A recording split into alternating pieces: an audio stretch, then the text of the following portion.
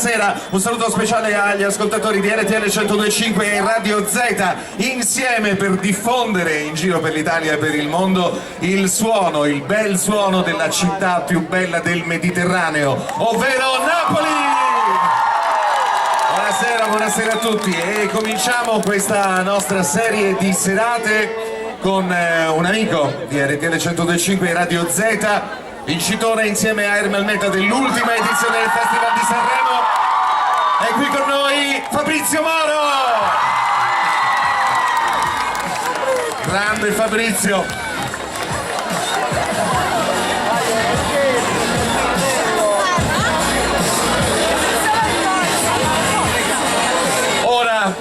Fabrizio arriverà qui sul palcoscenico tra pochi secondi e ci fa un grande regalo in questa prima serata del Napoli Pizza Village, perché in realtà questa sera facciamo un pezzo delle prove generali della grande serata che ci aspetta allo Stadio Olimpico il prossimo 16 di giugno. E i ragazzi, come vedete, sono già carichi. Quando vuoi Fabrizio io sono pronto. L'applauso di Napoli è per Fabrizio Moro!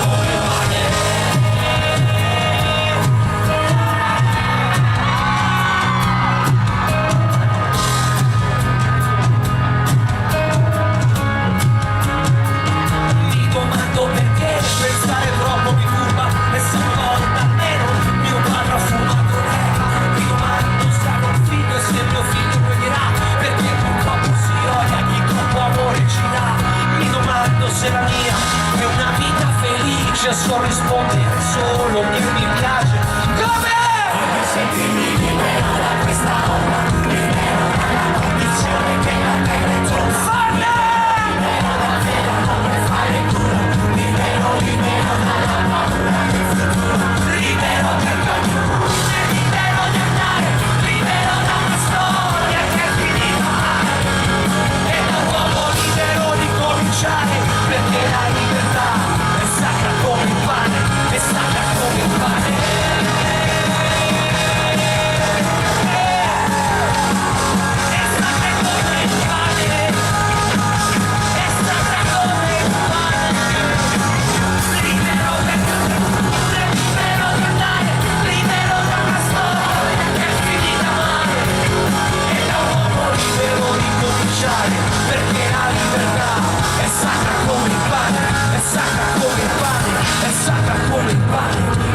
sacra come il pane, è sacra come il pane, è sacra come il pane.